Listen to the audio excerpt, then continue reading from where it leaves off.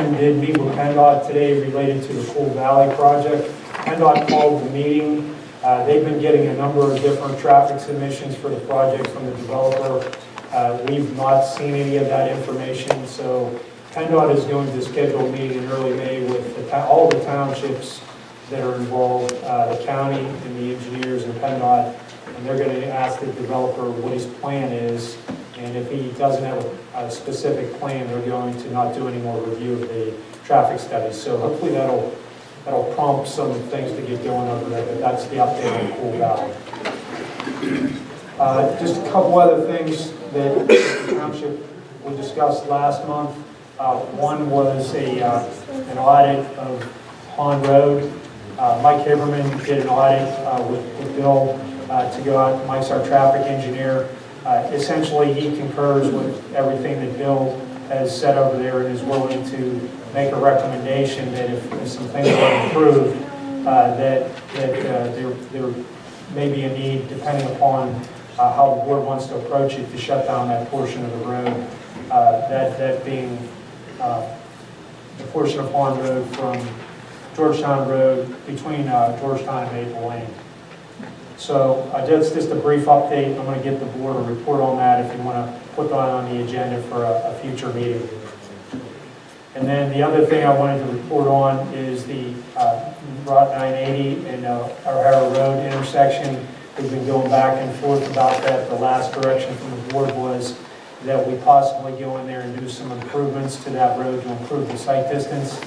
Mike Haberman, again, has looked at that from our office, and he has a report that I'll get to everybody, but essentially the sight distance there can be improved by reconstructing a portion of the road. It's going to take a rather large portion of the road to be reconstructed, and I think that's going to be more costly than the board wants to spend. We haven't put the numbers to that yet, but a couple other things that he realized while he was out there. Number one, that the guide rail that's on the southwest corner of the intersection does limit the available sight distance. So he thinks that we can ask PennDOT to look at that guide rail and see if we can do anything with that. That would make an improvement.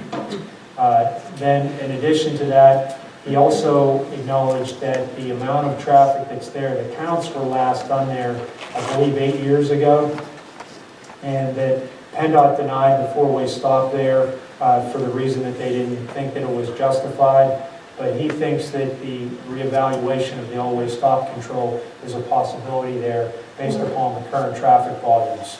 So what can we do with it? Well, I mean, you could Go back to PennDOT again? we can put counters out there and make the case again on that. That's not spending, a bunch of money to rebuild PennDOT's road for them. If it was me, I would approach the two things. First, a guide rail issue and try to get them to institute the four-way stop before the township spends its money on improving PennDOT's road. Well, we tried the four-way stop. Well, the last time the data was collected was probably approximately 8 years ago.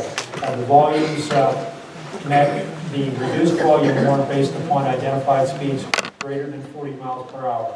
However, PennDOT did not concur with the conclusion that the reduced volume warrants should be applied. Based upon growth in the area and our observations while conducting our site visit, current volumes may meet the standards warrants for all-way stop control.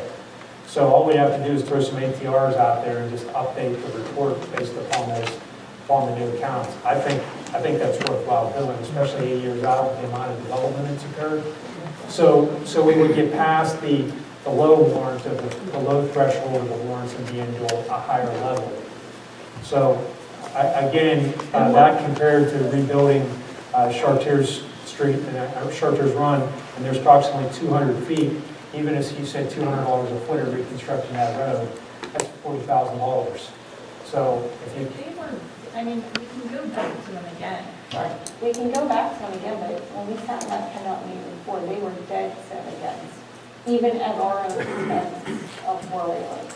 Absolutely. It refused us every time. Every time, even though we've been willing to pay the cost, So I don't know. I Well, mean, we can try again, but I don't know how much harder. We have to pay the cost no matter what. But Dan's saying that they would have the traffic accomplished might throw us into that level where they would accept. yeah, they'd be required to do it by warrants, and it would meet the required warrants as opposed to being on the lower threshold. Yeah. And when does that cost I per thought ton? they were before. I thought Well, that- I only throw this out as, I mean, I would go about this in steps. I would ask them about the guardrail, we can inquire with them again if the higher counts, before we even put the 18 hours out there, if they would consider that again. This is just hot off the press today, and I apologize, I should have had this out to you earlier, but he only got going on it last, got the go last month on this. So we can look at those two things, and if they don't work, then we'll come back to the board with the cost on rebuilding the road. Get it Yeah, what would we consider spending on those blinking lights, which are, everybody knows to be worthless? You're right. How much You more? would spend at least that much on We it. think to rebuild the road would be around $40,000 or $50,000.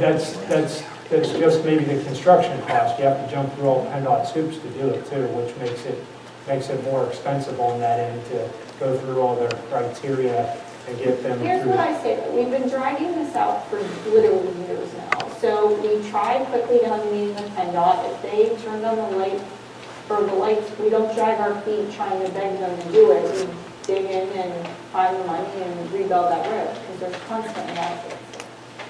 I don't disagree with that. I think that's a good approach. That road's been 40 and 75 on those lights that are just, warning. The only reason Mike brought this up was he said, Dan, you can't believe the amount of traffic that's there. Right.